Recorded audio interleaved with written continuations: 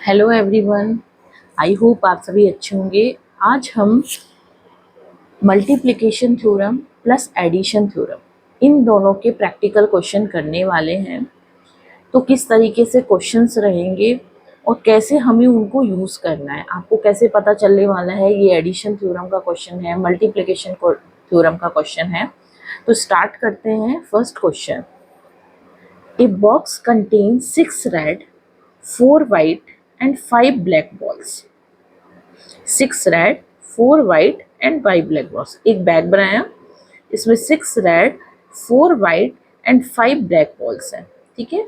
A person draws 4 balls from the box at random. इस box में से आपको 4 बॉल्स जो है वो ड्रॉन करनी है। कितनी बॉल्स ड्रॉन करनी है? 4 बॉल्स ड्रॉन करनी है। ठीक है। Find the probability that among the balls drawn there is at least one ball from each colour. और लेकिन एक बात आपको इसमें ध्यान रखनी है कि कम से कम एक बॉल जो है वो हर कलर की होनी चाहिए। अब जब अपन एक एक बॉल हर कलर में से निकालेंगे तो किसी एक कलर की बॉल तो 2 निकलना तय है, क्योंकि अपन को टोटल 4 बॉल निकालनी है। तो एक एक अगर अपन ने इसमें से निकाली रेड और व्हाइट में से, तो 2 हमें ब्लू में से निकालनी पड़ेगी। अगर 2 रेड में से निकाली तो एक एक व्हाइट ब्लैक में से निकालनी पड़ेगी। तो इस तरीके से हम क्या करते हैं, कॉम्बिनेशन बनाते हैं कि किस तरीके से आपको 1 बॉल निकालनी है और कौन कितने कॉम्बिनेशन इसमें बन सकते हैं। ठीक है। आप आपने अब तक जब पढ़ा तो उसमें क्या था कि आप सिर्फ एक ही कॉम्बिनेशन बना रहे थे और उसी से रिजल्ट निकाल रहे थे। सिर्फ एक कॉम्बिनेशन बनता था और उसी से रिजल्ट आप लोग निकाल लेते थे। पर अब क्वेश्चन इस तरीके का है कि कितने कॉम्बिनेशन बन सकते हैं। ये 3 भी बन सकते हैं, 2 भी बन सकते हैं, 4 भी बन सकते हैं। तो जितने कॉम्बिनेशन बनेंगे उतने कॉम्बिनेशन में फॉर्मूला लगाएंगे, देन उसको सॉल्व करेंगे। ठीक है। तो स्टार्ट करते हैं फर्स्ट कॉम्बिनेशन बनाना। ठीक है। तो यहाँ पर अपने पास रेड बॉल में से आपने 1 रेड बॉल निकाली, 6 थी उसमें से 1 बॉल निकाली। 4 वाइट बॉल में से 1 वाइट बॉल निकाली। अब क्या है कि टोटल बॉल आपको कितनी निकालनी है? 4 निकालनी है। टोटल बॉल कितनी निकालनी है? 4 निकालनी है। तो 1 रेड निकल चुकी, 1 वाइट निकल चुकी, तो 2 कितनी निकलेंगी? 2 ब्लैक बॉल्स निकल जाएंगी। यहाँ तक हो गया। यानी कि फर्स्ट कॉम्बिनेशन में 1 2 3 4 टोटल 4 बॉल निकल चुकी हैं। इसी तरीके से हम सेकंड कॉम्बिनेशन बनाते हैं। तो सेकंड कॉम्बिनेशन में मैं क्या करती हूँ, टू तो रेड बॉल निकाल ली मैंने और 1 वाइट बॉल निकाल लेती हूँ और 1 ही ब्लैक बॉल निकाल लेती हूँ। अब भी 4 बॉल हो गई आप लोगों के पास। ठीक है। अब एक थर्ड कॉम्बिनेशन बनाते हैं। अपन को टोटल 4 बॉल निकालनी है। कम से कम एक एक आपके पास तो इसमें से होनी ही चाहिए, कम से कम। ठीक है। किसी में से एक से ज्यादा भी निकल सकती है, इसलिए उसने एटलीस्ट वर्ड का यूज किया, क्योंकि अपन को 4 बॉल्स निकालनी है। तो किसी में से एक में से तो 2 बॉल निकालनी ही पड़ेंगी, तभी अपने पास 4 बॉल्स होंगी। ठीक है। नेक्स्ट में से अपन 1 रेड निकाल लेते हैं, 2 वाइट निकाल लेते हैं और 1 ब्लैक निकाल लेते हैं। देखो अब अपने पास इससे ज्यादा कोई कॉम्बिनेशन नहीं बन सकते। जब अपन ने इसमें किया तो ब्लैक में 2 निकाल ली, ठीक है, इसमें रेड में 2 निकाल ली और इसमें व्हाइट में 2 निकाल ली। ठीक है। अब इससे ज्यादा आप लोग कोई कॉम्बिनेशन नहीं बना पाओगे। ठीक है। अब अपने को करना क्या है कि जब उसने एक क्वेश्चन में कॉम्बिनेशन बनाने के लिए कह दिया है तो अपन यूज करेंगे इसमें एडिशन थ्योरम। अब एडिशन थ्योरम के साथ साथ इसमें मल्टीप्लिकेशन थ्योरम कैसे लगेगी, देखो। सबसे पहले मैं फर्स्ट कॉम्बिनेशन पे आती हूँ। आप लोग देखना, आप पहले सिर्फ इस तरीके का ही एक क्वेश्चन सॉल्व कर रहे थे। अब इसके अंदर एक ही में ही 3 तरीके के क्वेश्चन सॉल्व है। मतलब आप पहले इसका आंसर, केवल एक ही क्वेश्चन का आंसर निकालते थे, केवल इस जैसे 1 रेड 1 वाइट 2 ब्लैक, और आंसर निकाल के दे दिया। अब अपने पास 3 कॉम्बिनेशन है, 3 कॉम्बिनेशन के तीनों के आंसर निकलेंगे, देन आप लोग एडिशन थ्योरम का यूज कर पाओगे। ठीक है। अब एडिशन थ्योरम के लिए सबसे पहले अपन फर्स्ट कॉम्बिनेशन के लिए प्रोबेबिलिटी निकालते हैं। जो आपके पास फर्स्ट कॉम्बिनेशन है इसके लिए प्रोबेबिलिटी निकालते हैं। लेकिन ध्यान रखना, आपके पास कितनी रेड हैं, कितनी 4 हैं और कितनी आपके पास 5 ब्लैक बॉल्स हैं। ठीक है। तो उस जिसमें से अपन निकाल रहे हैं उसी के अकॉर्डिंग आप लोगों को कॉम्बिनेशन बनाने हैं। अगर आप लोगों ने प्रीवियस वीडियो देखी होंगी तो बहुत ही आसानी से आपको समझ में आएगा। जैसे 6, आपके पास रेड बॉल्स कितनी है, 6 है। यहाँ देखिए रेड बॉल्स कितनी है, 6 है, उसमें से 1 रेड बॉल आप लोग निकाल रहे हो तो 6C1, क्योंकि रेड बॉल जो है निकाल तो लेंगे लेकिन कौन से नंबर के, आपके पास 6 बॉल है एक बॉल बैग में रेड कलर की, तो कौन सी आपके हाथ में आएगी आपको नहीं पता, तो 6 तरीके हो सकते हैं उस रेड बॉल को निकालने के लिए, इसलिए 6C1 वेज हो सकते हैं, ठीक है। इनटू इसी तरीके से 4 वाइट बॉल हैं तो 4C1 multiply by 2 black balls निकल रही है, लेकिन कितनी बॉल्स में से, 5 ब्लैक बॉल्स में, तो 5C2 and divided by total balls कितनी है, 6 + 4 10 + 5 15, और टोटल बॉल्स कितनी निकाल रहे हैं, 4 निकाल रहे हैं, 2 + 1 + 1 4 बॉल्स, ठीक है। और इनको सॉल्व करने का तरीका जो है मैंने इजी तरीका भी बताया था कि किस तरीके से आप लोग सॉल्व कर सकते हैं, ठीक है।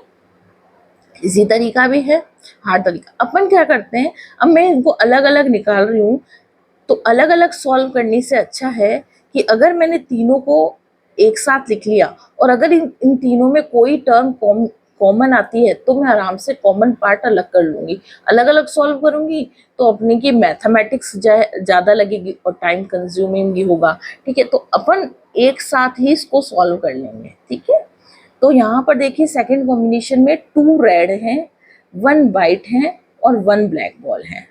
तो 2 रेड है, कितने में से 2 बॉल निकल रही हैं, 6 में से, 6 रेड में से 2 बॉल निकाल, तो 6C2 वेज हो सकते हैं, उसको निकाल, उन 2 बॉल को निकालने के 6C2 वेज हो सकते हैं।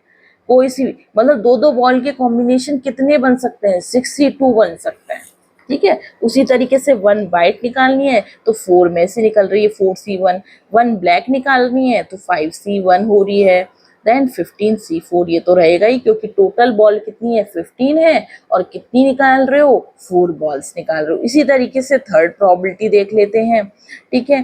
थर्ड प्रोबेबिलिटी पे गए तो अपन ने देखा कि 6 रेड में से 1 रेड अपन निकाल रहे हैं, ठीक है। 4 वाइट में से 2 वाइट निकाल रहे हैं, 5 ब्लैक में से 1 ब्लैक निकाल रहे हैं, तो अपन बना लेते हैं 6C1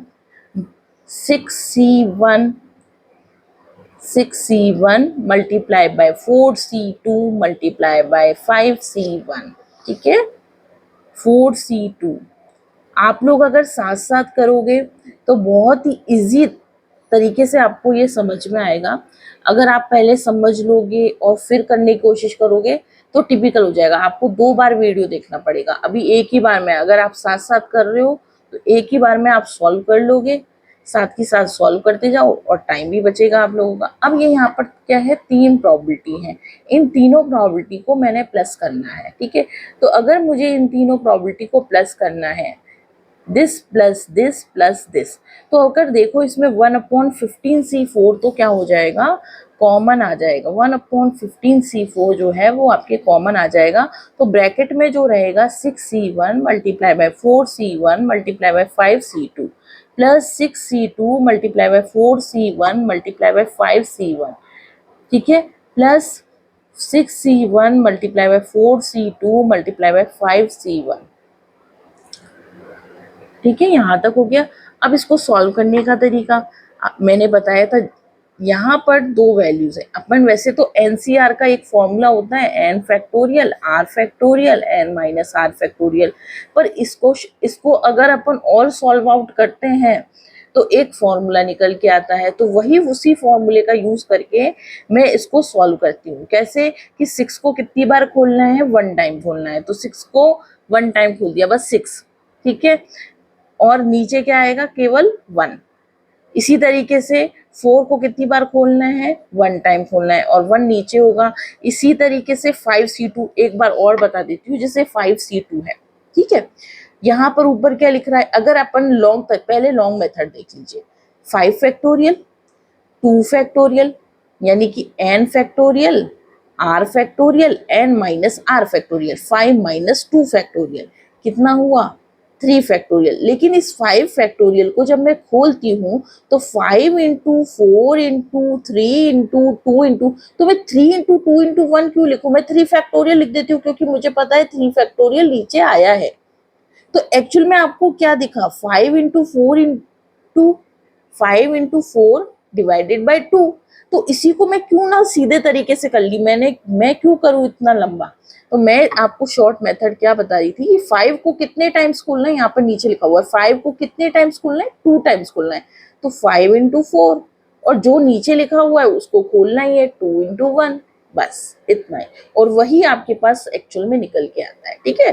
तो 2 2 जा 4, तो ये हो गया अपने पास 10 प्लस, देखो 6C2 को भी अपन खोलेंगे। देखो मैं दोबारा खोलती हूँ, 6C2 खोलना है आपको, ठीक है।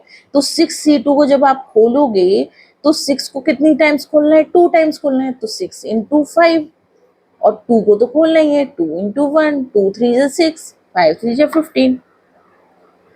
4C1 को खोलोगे तो 4C1 क्या है भाई? 4। अपन को कितने टाइम खोलना है? 1 टाइम, तो 1, तो 4 ही आएगा। ये तो हमेशा 4C1 5C1 6V1, अगर नीचे 1 है तो वही की वही एज इट इज नंबर आता है, करने की जरूरत नहीं है बार बार। 6C1 6 आएगा। 4C2 खोल लो आप लोग, 4C2 कितना आएगा? ये देखो मैं 4C2 खोल के बताती हूँ।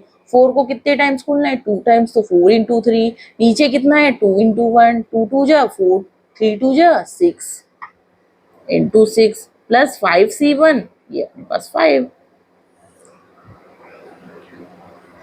मैथमेटिक्स में जितना शॉर्टकट तरीका आप लोग अपनाओगे उतनी इजीली अपन सॉल्व कर पाएंगे। ज़्यादा मैथमेटिक्स, अब जैसे 15C4 खोलना है तो 15C4 खोलोगे तो कितना, मतलब मल्टीप्लाई में कितना है? 15 फैक्टोरियल अगर सोचो तो यहाँ 4 फैक्टोरियल या 15 माइनस 4 फैक्टोरियल, ठीक है, यानी कि 12 फैक्टोरियल। तो लेकिन मैंने क्या सीधा सीधा बताया है कि 15 को 4 टाइम्स खोलना है। तो 15 इंटू 14 इंटू 13 इंटू 12, बस। और 4 फैक्टोरियल, नीचे क्या आएगा? 4 फैक्टोरियल, यानी कि 4 इंटू 3 इंटू 2 इंटू 1। लेकिन अपन क्या करेंगे? इसको ऊपर लिखेंगे क्योंकि अपन के क्या ये डिवाइड में आ रहा है, तो डिवाइड वाली संख्या क्या है? मल्टीप्लाई में चली जाएगी ऊपर। तो ये 4 इंटू 3 इंटू 2 इंटू 1, ये तो मैथमेटिक्स है सिंपल कि ये डिवाइड में आता तो ऊपर, ये ऊपर चला जाएगा, ठीक है। अब इसको खोल लीजिए, मल्टीप्लाई कर लीजिए। ये देखो 6 इंटू 4 इंटू 10 कितना आएगा अपने पास? 6 4 जा 24, ये अपने पास 240। फर्स्ट अपना क्या हो जाएगा? 240। नेक्स्ट वाला देखिए 300, नेक्स्ट वाला देखिए 300, फिर नेक्स्ट वाला देखिए 180।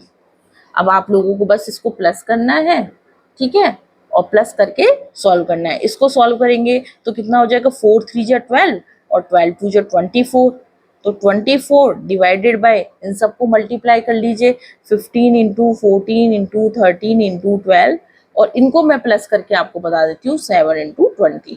अब सीधा सीधा आपको इसको इससे मल्टीप्लाई करना है एंड देन डिवाइड करना है। जैसे 12 2 जा 24, तो इसको और सॉल्व कर लिया मैंने, ठीक है। 2 7 जा 14, इसको मैंने और सॉल्व कर लिया, ठीक है। तो ये कितना हुआ? 720 डिवाइडेड बाय 15 इंटू 13 इंटू 7, इतना हो गया। अब इसको आप लोग सॉल्व कर लीजिए, और सॉल्व करने पर जो आंसर आता है वो आप इसको कमेंट बॉक्स में लिखिए, ठीक है।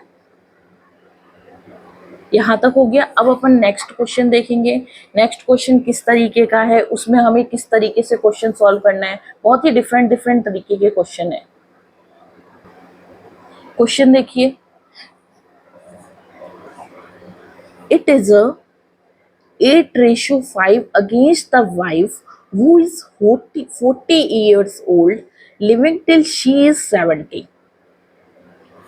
सबसे पहले इसको समझ लीजिए क्वेश्चन क्या कह रहा है। यहाँ पर लिखा हुआ है 8:5।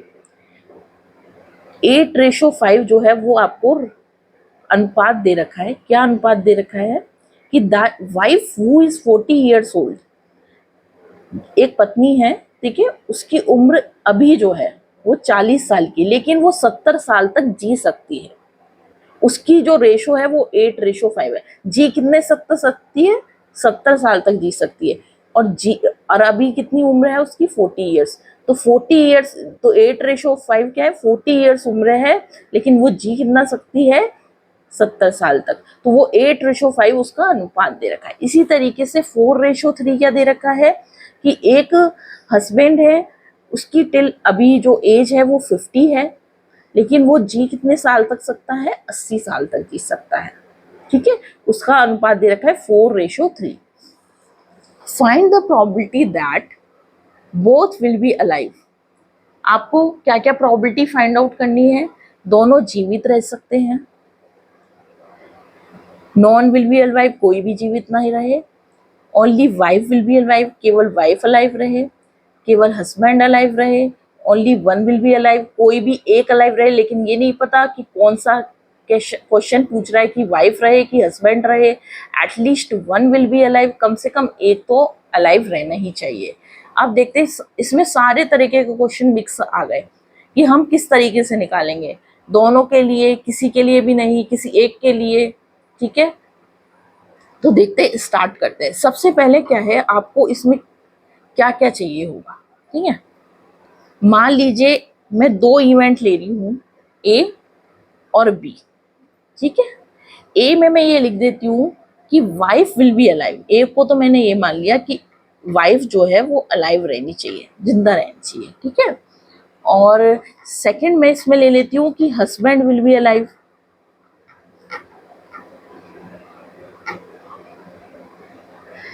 और ए बार और बी बार, या ए कॉम्प्लीमेंट या बी कॉम्प्लीमेंट।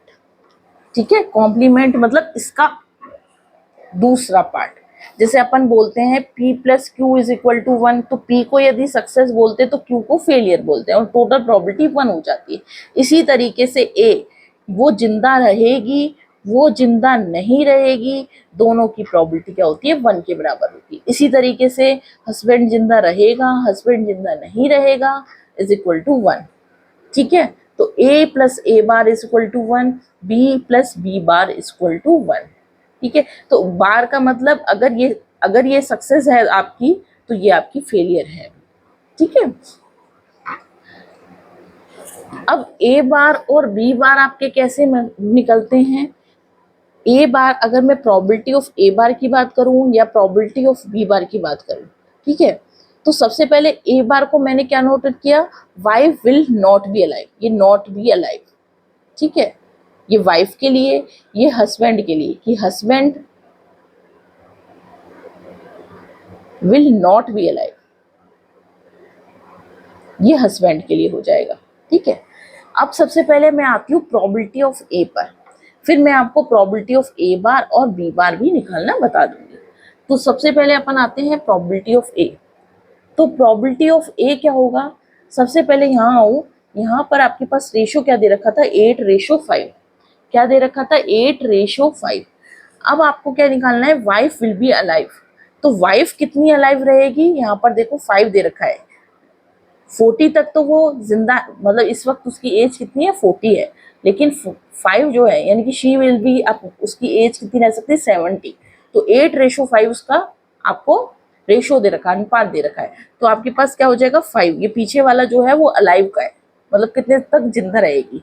ठीक है, 5 और 8 + 5, 8:5 दे रखा है। आप लोगों ने अनुपात वाले क्वेश्चन पढ़े होंगे, तो आप लोगों ने देखा होगा कि अपन क्या करते थे, किसी के लिए, जैसे ये A/B निकाला है आप लोगों ने, और यदि मुझे B के लिए रेशो निकालना है तो B/A + B, इस तरीके से आप लोग करते थे। जब अपन को किसी को भी, मान लो आपके पास 1500 रुपये हैं, और 1500 रुपये जो है आपको दो जनों में बांटने हैं, और उसका आपको रेशो दे रखा था कि भाई आपको उसको 2:3 में बांटना है। तो आप क्या करते थे, अगर ए के लिए करना है तो 2, और ये 3 + 2 5 एंड 1500, और 5 3 जा 15, और ये अपने पास 600 निकल जाता है। बस उसी तरीके की बात है कि हम यहाँ पर उसको प्रोबेबिलिटी के फॉर्मेट में देख रहे हैं, मतलब रेशो आपके पास 8:5 की फॉर्मेट में, अब अपन प्रोबेबिलिटी फॉर्मेट में लिख रहे हैं। ठीक है, हम यहाँ पर इस तरीके से रुपए नहीं बांट रहे हैं, लेकिन रेशो निकाल रहे हैं। तो रेशो तक अपन की बात हो रही है कि अगर आपके पास इस तरीके का है तो अपन किस तरीके से उसको रेशो देंगे। तो 5 अपन क्या करते थे कि ये तो 5 हो गया, और 8 + 5 जो होगा वो टोटल इसके नीचे आ जाता था। तो 8:5 है, ध्यान रखो यहाँ ए के लिए क्या है, 8:5 आपको क्वेश्चन में दे रखा है। तो 8:5 जो क्वेश्चन में दे रखा है आपके पास, तो ये वाला जो क्वेश्चन है 8+5 कितना हो जाएगा आपका? 8+5 30। 8+5 क्या हो जाएगा आपका? 30।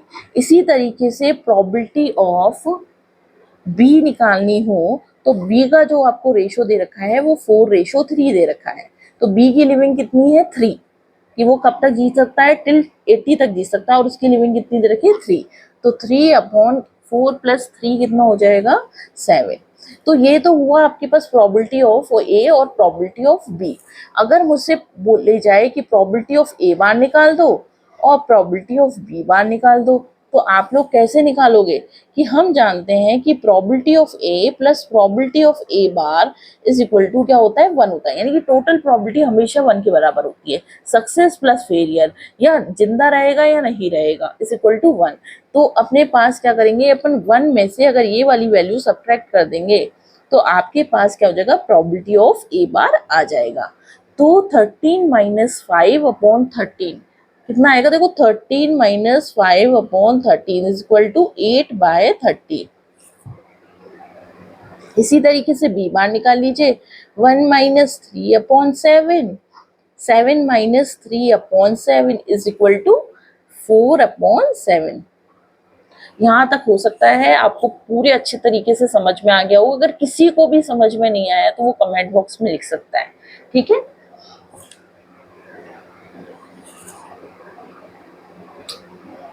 यहाँ तक हो जाए, इसके बाद देखिए अपन को एक एक क्वेश्चन पिक करेंगे और उसके अकॉर्डिंग आंसर निकालेंगे। बस आपको ये 4 वैल्यूज की जरूरत है, इन 4 वैल्यूज पे सारा क्वेश्चन सॉल्व हो जाएगा आपका।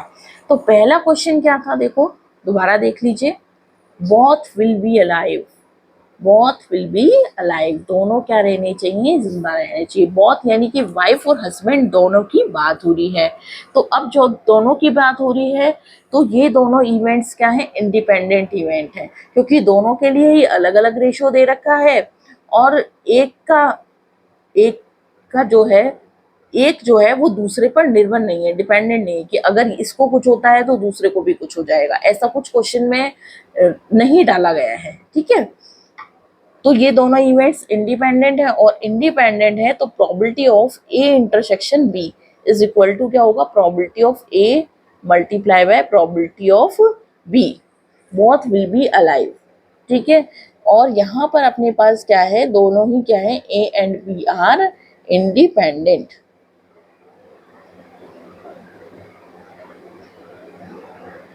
A and B are independent, तो probability of A intersection B is equal to probability of A is multiply by probability of B। दोनों की वैल्यू आपको दे रखी है 5/13 मल्टीप्लाई बाय 3/7, और इसको आपको सॉल्व कर लेना है। 5 3 जा 15 एंड 13 इंटू 7 91।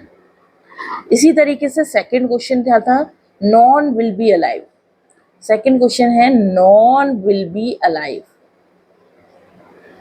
दोनों में से कोई भी जिंदा नहीं रहे, ठीक है। अगर दोनों में से कोई भी जिंदा नहीं रहे तो probability of A bar intersection B bar निकालना है आपको।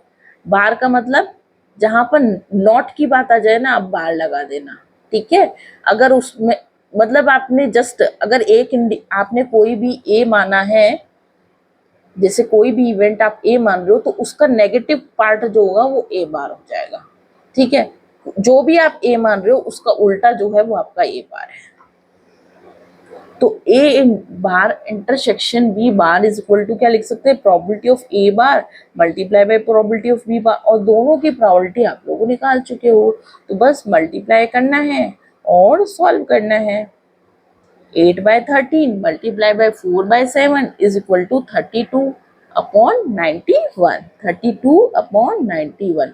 अब थर्ड क्वेश्चन करेंगे। Only wife will be alive, फिर only husband will be alive, ठीक है।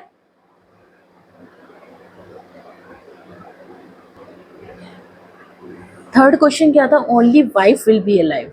मैंने सारी प्रोबेबिलिटीज लिख ली हैं जो अपने पास रिजल्ट आए थे, ठीक है। तो only wife will be alive, तो only wife will be alive, तो वाइफ पर तो रहेगा ए, और इंटरसेक्शन यानी कि only wife will be alive तो हस्बैंड विल बी डेड। तो अपने पास ए इंटरसेक्शन बी बार आ जाएगा। तो प्रोबेबिलिटी ऑफ आपके पास इसके निकालने के क्या है तरीके, ये एक फॉर्मूला है, अगर आप लोग देखोगे तो ये क्या है, एक फॉर्मूला है, probability of A intersection B bar. आप लोगों को अगर नहीं समझ में आ रहा तो मैं ये दिखाती हूँ। मैंने एक थ्योरम प्रूफ कराई थी और उसमें मैंने ये यूज किए हैं, ठीक है। ये आपका ए है, ये पूरा सर्किल आपका बी है, और ये जो बीच वाला पार्ट है वो इंटरसेक्शन यानी कि कॉमन वाला पार्ट है। इसमें मैं डैश पूरा फिल कर देती हूँ उसको, तो ए इंटरसेक्शन, ठीक है। तो probability of A intersection B bar क्या होता है, बी बार का मतलब बी नहीं होना चाहिए, बी बार का मतलब बी नहीं होना चाहिए, ठीक है, और ए होना चाहिए। तो हमें कैसे इस बी को, बी बार को क्या है निकालना है। यदि मैं ए में से, यदि मैं इस ए में से, आप ध्यान से सुनना, यदि मैं इस ए में से इंटरसेक्शन बी वाला पार्ट घटा दूं तो बी भी निकल जाएगा। अगर मैं इस पूरे ए वाले पार्ट में से, क्योंकि ए मेरे को क्या चाहिए, केवल वाइफ विल बी अलवाइफ, ठीक है, तो केवल आप सिर्फ वाइफ को देखो, ये अपनी पूरी, ये पूरी क्या है, अपनी वाइफ है, और ये पूरा सर्कल आपका हस्बैंड है, लेकिन इसमें ये कॉमन पार्ट जो है वो वाइफ और हस्बैंड दोनों का है, ये कॉमन पार्ट जो है वो वाइफ और हस्बैंड दोनों का है। मुझे ये वाला कॉमन पार्ट भी हटाना है क्योंकि मेरे को केवल वाइफ चाहिए, वाइफ और हस्बैंड नहीं चाहिए। तो अगर मैं ए वाले सर्किल में से, इस ए वाले सर्किल में से इस ए इंटरसेक्शन बी वाले पार्ट को हटा दूं तो मेरे पास ये वाला पार्ट आ जाएगा, ठीक है। और ये मैंने प्रोबेबिलिटीज सॉल्व भी कराई है किस तरीके से होता है, ठीक है। तो आप इसको इस तरीके से लिख सकते हो, और दोनों की प्रोबेबिलिटी हम निकाल चुके हैं। जैसे इसकी ए की क्या है 5/13, और इससे प्रीवियस क्वेश्चन में जो फर्स्ट क्वेश्चन था उसमें अपने ने probability of A intersection B निकाला हुआ है, तो 15/91 हो जाएगा। देखना आप लोग 15/91, और इसको अपन इसका एलसीएम ले लो तो 91 ही आएगा। 7 5 35, 13 7 91, 7 5 35 माइनस 91 1 91, और ये हो गया 15। तो कितना हो गया 35 माइनस 15, इसको सॉल्व कर लो, ये 0 ये 20, 20/91, 20/91, ठीक है। अब only husband will be alive, तो इसमें अपने पास क्या है कि आपके पास वाइफ के ऊपर तो बार रहेगा और हस्बैंड पर नहीं रहेगा। अब इसी को आप फिर दोबारा इस डायग्राम से देख सकते हैं, इसमें आपको केवल बी वाला पार्ट चाहिए। अगर मैं इस पूरे बी में से, इस पूरे बी में से ये इंटरसेक्शन वाला पार्ट हटा देती हूँ तो वाइफ हट जाएगी। अगर इस बी में से मैं आपके इंटरसेक्शन वाला पार्ट हटा दूं, इस पूरे बी में से आपको केवल चाहिए हस्बैंड, यानी कि ओनली बी चाहिए। अगर बी में से ये इंटरसेक्शन वाला पार्ट भी हटा दूं ना, जिसमें कॉमन आपके पास वाइफ भी हस्बैंड भी है, तो आपके पास केवल केवल हस्बैंड आ जाएंगे, ठीक है। तो बी आपके पास प्रोबेबिलिटी है 3/7, इंटरसेक्शन वाली अपने पास 15/91। इसको सॉल्व करके आप लोगों को आंसर लिखना है, ये आप लोग कमेंट बॉक्स में लिखना है इसका आंसर कितना आएगा, ठीक है। अब नेक्स्ट क्वेश्चन, फिफ्थ क्वेश्चन क्या था, only one will be alive, only one will be alive, ये था, केवल एक जिंदा रहना चाहिए। तो इसमें अपने पास दो कॉम्बिनेशन बन सकते हैं, या तो आपके पास वाइफ, या तो आपके पास वाइफ जिंदा रहे या आपके पास हस्बैंड जिंदा रहे। तो सपोज करो अपने पास ए भी हस्बैंड जिंदा रहते हैं, तो probability of A bar intersection B, या दूसरा कॉम्बिनेशन, मतलब दो ग्रुप बन सकते हैं ना। उसने ये नहीं लिखा कौन जिंदा रहना चाहिए, जैसे और ऊपर के क्वेश्चन में उसने लिखा कि वाइफ रहना चाहिए, हस्बैंड रहना चाहिए, पर only one will be alive, तो दो कॉम्बिनेशन बनेंगे। मुझे नहीं पता क्वेश्चन क्या पूछना चाह रहा है, ठीक है।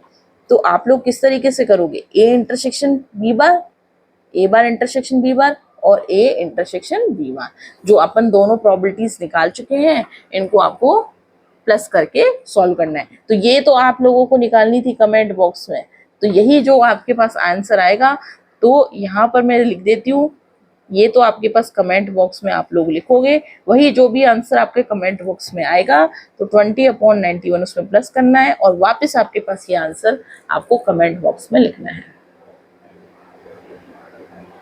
ठीक है। ये आंसर भी आप लोग ही निकालोगे, क्योंकि ए वाला आंसर आप लोग निकाल रहे हो, तो जो आंसर यहाँ आएगा आपका वहां प्लस करना, and this is equal to this. Sixth question पे आइए, at least one will be alive. At least one will be alive.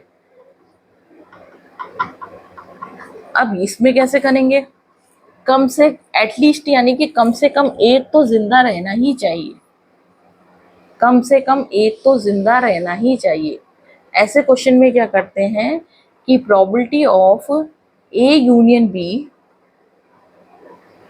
ठीक है, ये अपने पास जब आप लोग करोगे कि अपन की बात आती है कि आपको एटलीस्ट चाहिए कि कम से कम वन विल बी अलाइव, तो आपको करना क्या है कि one minus probability of A intersection B intersection, A intersection B bar, A bar intersection B bar, आपको ये प्रोबेबिलिटी निकालनी है।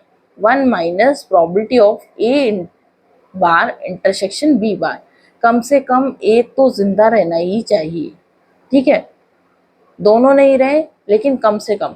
तो इस वाले को में क्या होगा, जो आपके पास टोटल प्रोबेबिलिटी होगी, जो आपके पास टोटल प्रोबेबिलिटी होगी यानी कि दिस प्रोबेबिलिटी, आप ध्यान से सुनिए, this probability plus this probability equal to one, दोनों जिंदा रहेंगे प्लस दोनों जिंदा नहीं रहेंगे इक्वल टू वन, तो कम से कम एक जिंदा रहना चाहिए, ठीक है, कम से कम एक जिंदा रहना चाहिए। तो अगर मैं इसको निकालना चाहती हूँ तो वन माइनस दिस मुझे करना पड़ेगा, ठीक है। ये यूनियन है, ये यूनियन है ना कि इंटरसेक्शन, आप लोग ध्यान से देखना, ये यूनियन है। तो वन माइनस ये वाली प्रोबेबिलिटी जो है वो आपने सेकंड पार्ट में निकाली है, इसका जो क्वेश्चन का सेकंड पार्ट है उसमें आपने इसकी प्रोबेबिलिटी निकाली है। तो इसकी प्रोबेबिलिटी क्या थी, 32/91। अगर आप लोग सेकंड क्वेश्चन को देखोगे तो सेकंड क्वेश्चन था नॉन विल बी अलाइव, कोई भी जिंदा नहीं रहना चाहिए, तो at least one will be alive. तो अगर वन में से non will be alive subtract करेंगे तो at least one will be alive आपके पास आएगा। तो इसको सॉल्व करेंगे तो आएगा 59/91, 59/91। आप सेकंड क्वेश्चन देखना, सेकंड क्वेश्चन क्या है, नॉन विल बी अलाइव है, ठीक है। अभी आपसे पूछा गया है at least one will be alive, कम से कम एक जिंदा तो रहना ही चाहिए, ठीक है। तो अगर एक जिंदा रहना चाहिए तो किस तरीके से होगा कि वन माइनस प्रोबेबिलिटी ऑफ जो आपके नॉन विल बी अलाइव था उसमें से अगर वन सब्ट्रैक्ट कर दें तो आपके पास नॉन विल, तो आपके पास at least one will be alive आ जाएगा, ठीक है। अगर आपको वीडियो अच्छी लगती है तो लाइक करें, शेयर करें, कमेंट करें, ठीक है, अपने दोस्तों के साथ शेयर करें। नेक्स्ट जो होगा अपने पास कंपाउंड प्रोबेबिलिटी होगी। अगर आप लोगों को और भी क्वेश्चन समझने हैं एडिशन के, मल्टीप्लिकेशन के, तो कमेंट बॉक्स में लिखिए। आपको कौन सा क्वेश्चन समझ में नहीं आ रहा कमेंट बॉक्स में लिख दीजिए, हम इसको सॉल्व करा देंगे, ठीक है।